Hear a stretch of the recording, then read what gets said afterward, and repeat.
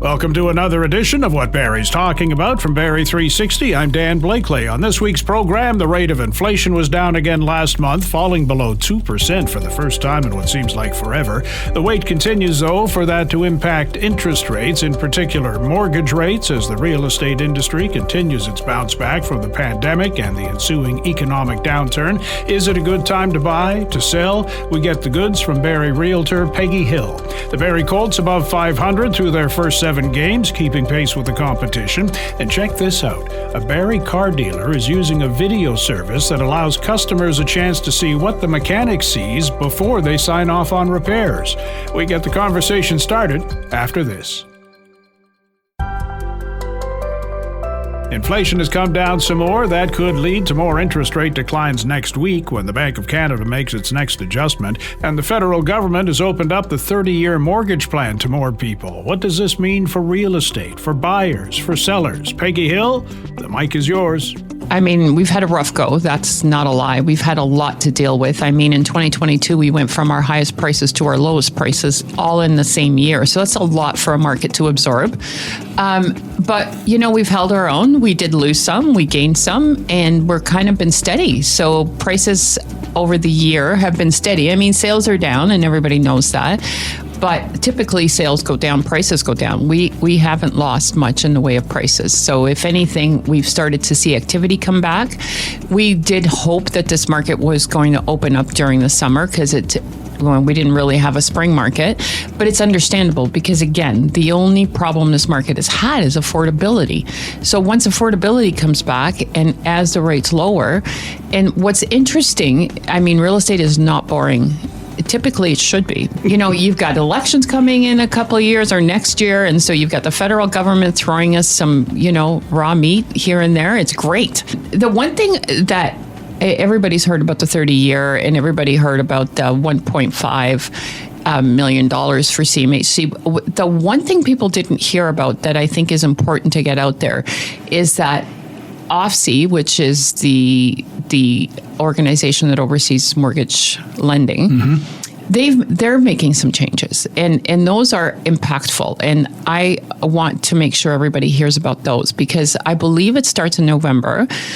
So when you typically requalify for a mortgage, you know, you're going to get the papers from your bank, and they're going to come to your home, and then you sign and you're done. And, you know, you're kind of held by the bank to what interest rate you're going to get. You can't shop around, obviously, because, you know, things have changed. The rates are up. What's changed is that OFC has now said that you can now shop around. You are not stress tested when you're requalifying for your mortgage, not just by your own bank, but by any bank. So if you have a mortgage and you need to renew your mortgage, and obviously most people's rates are going to be higher, but you can shop that around. So go to your bank, get what they have to tell you, then shop that rate. And you won't be penalized. You won't be stress tested, which I think is really important because, you know, it's great to get new people in the market, and it's great that people can move up in the market. But what about the ones that already have homes and are struggling hard? And I know there's a lot of people out there that have lost sleep over the fact that their mortgage is coming up for renewal. The rates are higher, and they're struggling to make ends meet now. So please shop around, shop your mortgage around. Make sure you get your commitment from your bank so you're at least assured of that. I do believe you're going to get low fours if you're renewing a mortgage, which, I mean, is it a 2? No. But it's all not the 17, 18, 19% we saw back in the 80s. What we didn't have back then is sky-high home prices. So that's been the tricky part because even though the rates were, I don't know, say the rates were at 6%, that's not enormous. Like in the big scale of things, we've seen much higher rates. However, we didn't see townhomes being $600,000 either at the same time as 6% rates.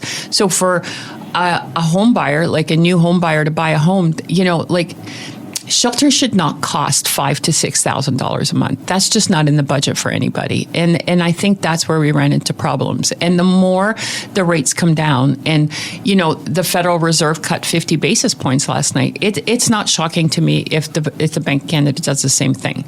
So if we get another 50 along with all the cuts we've had, that's really impacting us. Like that will impact the amount of buyers that can qualify to come into this market. So what do you see happening in the short term? Because I'm sure you and your colleagues all get together and you talk about these things, and you hope that the Bank of Canada is going to do this, and then that will spur this. And what are you seeing before the end of the year, say? So before the end of the year, I'm pretty sure you're going to see mortgage rates below 4%. And that is just for Simcoe County, and I'm just speaking for Simcoe County here because that's my market, that's what I know. That is a really sweet spot for activity. So you will see more sales. 100% you're going to see more sales. You're going to see more sales than probably we did in the spring. So you've got a first-time buyer coming in. You're talking about 4%. How does that impact them? What's that mean for them? What it means for them is they can qualify. So it wasn't like the first-time buyers weren't willing to buy. They were. They just couldn't qualify for anything. So once the rates get below 4%, that just opens a whole whack of new buyers. And the reason why I talk about first-time buyers so much is they are the key to every housing market. They're the key to every price point because once they buy, then everybody else it gets unshackled. It's like being stuck on the 400 and nobody's moving, right? Once they took our first-time buyers out, we were in gridlock. We were just stuck. So once they start coming back, and another problem with this cycle has been that typically we see one of these cycles a decade. Well, we went 2 decades without seeing a cycle like this. So you really can forget a lot of stuff in 2 decades. You know, you can forget the pain of the 80s. You can forget the pain of the 90s. You know, the 2000s, like I got licensed in 2003, I believe. I never felt anything. I mean, 2008 was a little blip on the radar for a couple of months, but until after 2017, there was another little blip, but nothing like we experienced in the last 2 years. So, I mean, we were really overdue for a correction because that's how markets work. Let's talk about the 30-year extension to more people and what that means, because I've heard some people say, oh, this is great, I'm going to be able to get into the market. And then I've heard some analysts or financial people say, this is not a good idea because you're just going to be paying till the day you die. Yeah, well, so what's the other option? You rent till the day you die. At least with a 30-year amortization, it's getting you in the market. After 5 years, most first-time buyers are in a better position financially after 5 years. They've built some equity up, and then you can make your amortization smaller. I mean, this is just trying to get us through this time and trying to open the doors for some first-time buyers because that's who suffered. The young people are the ones that have suffered. And when you take hope from a whole generation of young people, you got a lot of problems. So I do agree with this 30-year am. I think it should have been across the board to begin with. It shouldn't have just been based on new builds. It should have been with resale. It should be for everybody, in all honesty, Dan, and I think that's coming too. All right. Somebody wants to get into the market. But what's the going rate for a 3-bedroom house? Right. So you can get a 3-bedroom house, and that's why Simcoe County is such a beautiful thing. So, but again, we have a lot of micro markets here. So in Barrie, you're going to pay about $700,000 to $800,000 for a fully detached. You're going to get a townhouse in around $6,000. You can't get any of that in Toronto. Like that's why that's why it worries me when our prices start to get ahead of themselves. We start to lose the house buyers because they no longer see a need to sit on the 400 for affordable housing because we don't have any. Mm-hmm. So we need to stay affordable. That's the one thing we need to do. At that price point for a 3-bedroom house or a townhouse, what do I need to qualify? As a first-time buyer, you need 5% down. So that's not a lot. It's not insurmountable. It isn't. It isn't. In the one thing I want to urge people when as a first-time buyer, there has to be sacrifices made to get to a home ownership. It's not free for everybody. I'm sorry if it looked that way for the last 20 years. It really did, because the rates were ridiculously low, and they set us all up for a fall. So there is sacrifice involved. So whether that sacrifice is you have to rent out a couple of rooms or the basement, or you live in the basement and you rent the upstairs, this can happen. And a lot of parents are giving their kids their inheritance up front so they can get into the home ownership market, right? Because at the end of the day, the other option is staying in the rental market. And believe me, that's gone up. Yeah. So you have to get creative. Yep. You have to communicate. You need to reach out to somebody like yourself to get some answers to questions you have and not be afraid to ask those questions. No, and that's why I urge people, please reach out to us. Whatever questions you have, we're here to help. Use us as a resource. I don't care if you buy a house. I don't care if you never buy a house. But at least have the answers to make an educated decision. And I have lots of mortgage brokers I work with, lots of banks we work with. They will sit down. They'll have these conversations for free. I mean, our time's free. So please just call and have this conversation. Your office is at Big Bay Point in Huronia Road. It is. You can't miss it, Dan. What's the phone number? 705-739-4455. And website? PeggyHill.com. Thanks for coming in. Thank you.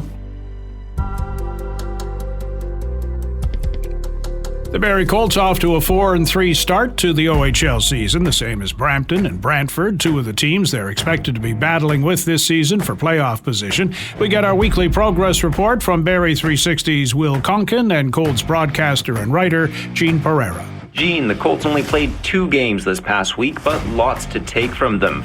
They fell on Friday to the London Knights 5-4, but nabbed a big 4-2 win over the Brampton Steelheads Saturday. We'll work backwards. That Steelheads win was in front of the Saddling crowd. Maybe talk about the energy from the fans. Yeah, it was obviously a big game. You're facing, the number 1 ranked team in the CHL rankings in Brampton Steelheads, a team that everybody expects to be right there and, going for a championship. And, Barrie wants to be right there with them. So, and then coming off just a little bit more than a week before that, Barrie had lost at home to Brampton in a game that I don't think they played, really well. And Brampton kind of carried that game. So much different outcome on Saturday, much better bounce back for Barrie, especially coming off that loss on Friday to London. But a pretty solid game right throughout, and Barrie gets a big 2 points against Brampton. The new line of Dan Blakeley, Brad Gardner, and Bodie Stewart was really solid. Talk about that as well. Yeah, that line reunited for the first time. United for the first time in London, and then game 2 they picked up where they left off on Saturday, and you kind of just see that instant chemistry with Bodie Stewart and Brad Gardner moves from center to the wing, and he had played there a bit with Ottawa, so he was kind of used to it, and but the chemistry with Wakely, Stewart, and Gardner was just, it's pretty evident right from the start, and it's pretty safe to say that they were the best line, I think, in both games all weekend, and dominating effort, and it's kind of when you're able to put a line together and they find that chemistry right away. I talked a bit to Gardner about that. He said it just seemed to click right away. Him and Stewart had played a little bit before that, so there's some familiarity there. And then you add in Wakely, a guy who, like Gardner said, just makes the guys around him that much better.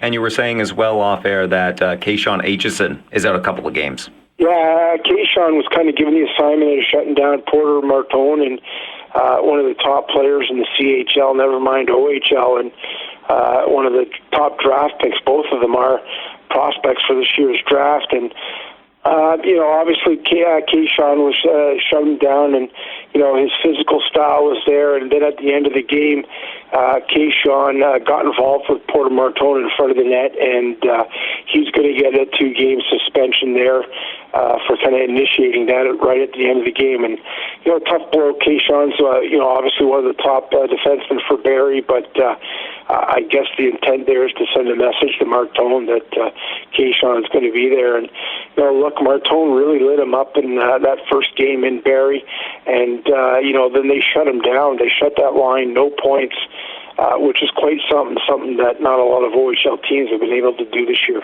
Tough one in the Knights game, like you were hinting at. Barrie had a lead, then London scored 3 times in the third period. And head coach Marty Williamson, he didn't hold back, saying, quote, "If you're playing London, you're playing the refs." Why was he frustrated, Gene?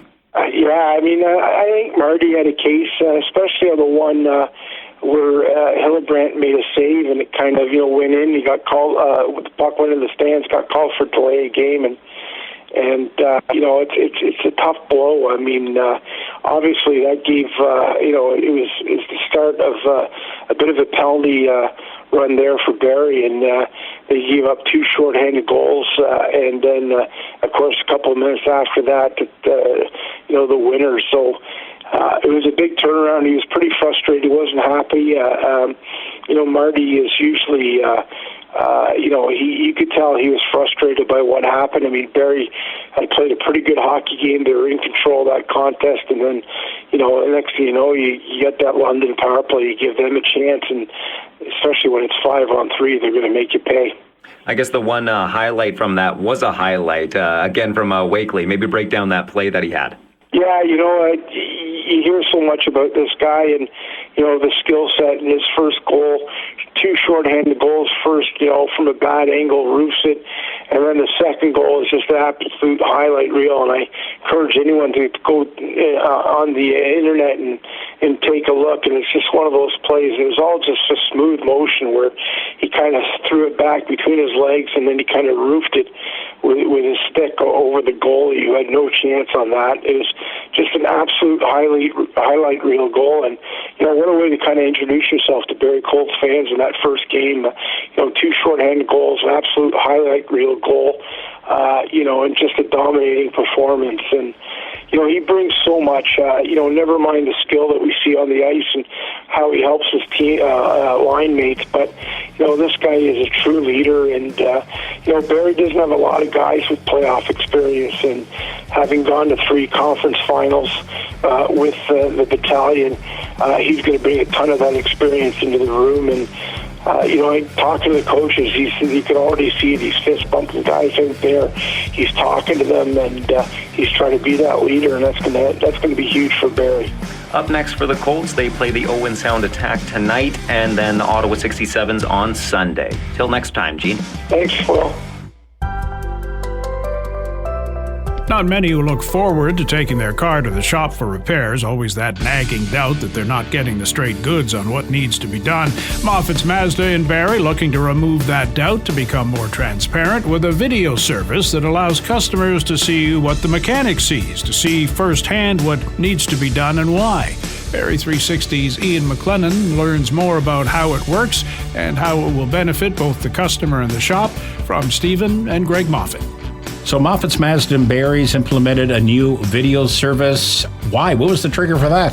Well, we've been talking with our customers over the years, and our customers, a lot of them, not sure necessarily what all of the slang is, what goes into certain repairs and things. And unless we brought them back to the shop, it was very hard to kind of show them what was going on with their car and kind of create that transparency where with what they were hearing or what they thought was wrong with the car, what was actually wrong with the car. So Mazda found, to their credit, a program or a business out there that did this thing, that was able to record, your repair before the repair was done, send the video, made it very seamless. And once we saw this in action, we thought, that's going to be the real future of the car industry. And, who's not going to want to see a video of their car, reinforcing, what they had heard or what the problem was and how to fix it. So, and what's the role for the mechanic in terms of communicating that by video to the customer?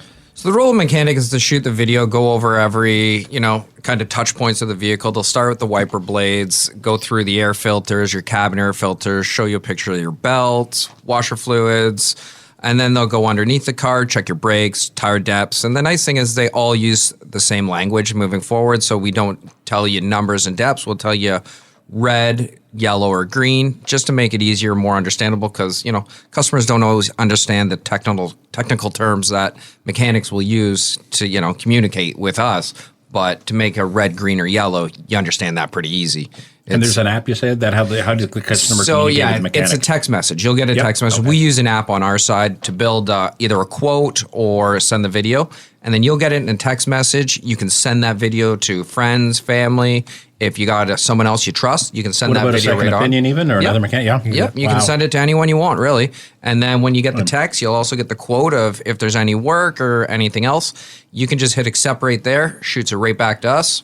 We know to go ahead with it and keep moving forward, or you can even just call back, talk to your advisor. If you're in the building, come in and see us, or we'll come out and see you. Whatever's easiest. And you talk transparency because, I mean, let's be honest, sometimes when you talk about auto dealership, that's what you're looking for: transparency, honesty, trustworthiness. And to be fair, we've read where, I don't know if I should go there. I've had a bad experience, vice versa. So how critical is this for both the customer and for you as a business person? Well, definitely through talking to our customers, you hear things like that. But what we thought, like, you mentioned, we mentioned transparency. We just think it's easier for people to learn with their eyes than it is with their ears. Sometimes when you're on the phone with somebody, they're trying to explain to you what the problem is. It's very hard to follow. Like my brother said, technical terms you might not understand, but when you see the video, it really makes it easy. Here's that noise you heard. As you can see, the part's broken, and it's all right there in the video. Like I said, it's a lot easier to understand than we've had an issue with your alternator, or we've had an issue with one of your belts, and that's what's led to the issue.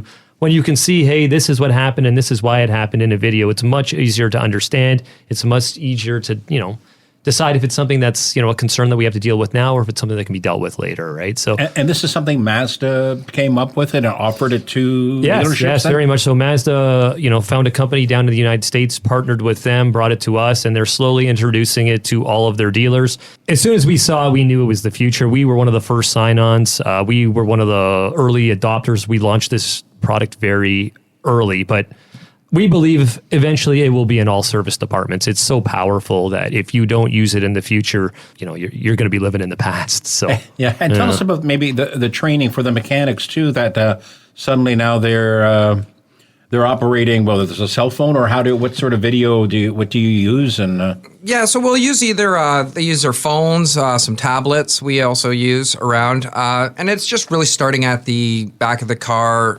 Terminology is the biggest thing, so everyone's just using the same wording to make it easy so everyone understands. What they'll do is they'll show your license plate so this is your car that they're working on, and then they will start with your wiper blades, walk around, show you your engine air filter, your cabin air filter, right in with a flashlight into your belt to show no cracks, everything's in working order, top up your washer fluid, and then they'll put the car up in the hoist.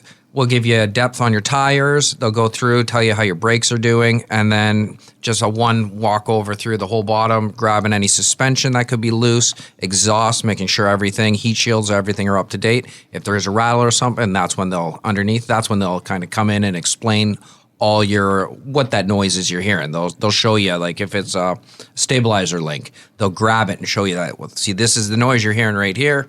This is why it needs to be replaced. As you can see, it's loose, should be tight, and they'll show you the one on the other side working properly. Some people are kind of hesitant with the change, and I'm just curious what the reaction was to adapt to something like this sort of technology. Well, change is tough at first for everybody because you're taking people out of their comfort zone or their element. But once they get comfortable with it, it's wonderful. It's like you go to the doctor, something's wrong. You want to hear from the doctor.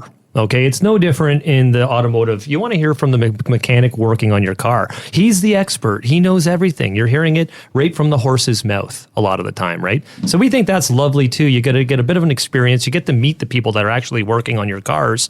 You get to see what they see, hear how they talk, and a bit of a relationship starts to form there, believe it or not. People say, hey, Ryan that works in your store does a really good job on my car. Do you mind if we deal with him every time, right? So you start to get more of a personal relationship start forming, believe it or not, before the technicians and the customers as well, right? Because you're hearing it, like I said, right from the horse's mouth, right? What's nice too, we've seen customers come actually even, they'll see a technician walking through and they'll be like, oh, Cody, you're the one who did my video. And they will talk to them a little about it. So it's nice. And you get the personality of the technicians that actually come out in the video. So you can see it, and a lot of people are starting to recommend certain technicians they like because they saw the video and they're like, oh, I like that guy in the last one. Yeah, like what he does with my car. It's quite often you never do interact with the you wouldn't, exactly. right? So And if they keep that, but just say, I mean, things happen where the car's repaired and then a couple weeks later something goes wrong or you're not sure about something. So is that video there that you can reference back to and look back? And then our system holds the video as well. Right. So we can always go back, and that's nice too, because we can go back and double check stuff. We'll, check, previous work that was done, see the video and kind of say, okay, well, we mentioned it in that last video, or, that's what you need to do. And they can always, as long as you keep that text message, you can always go back to it. Are you the first in Barrie? So we have the first dealership. We believe doing it in town. Canadian Tire, I believe, has a form of it. Whether it's as in depth of ours, I'm not sure. I haven't done it, but I believe we're the only ones in town, using it right now. Yeah. Is there did Mass offer like a specific training for the mechanics, or it's just more teaching on how to speak on it, how to shoot your video. The best way to capture your voice, actually, was a big thing in shooting your video, so the customer can hear it loud and clear. Very good. Thank you very much, guys. Oh, appreciate it. Thank you. Thank you.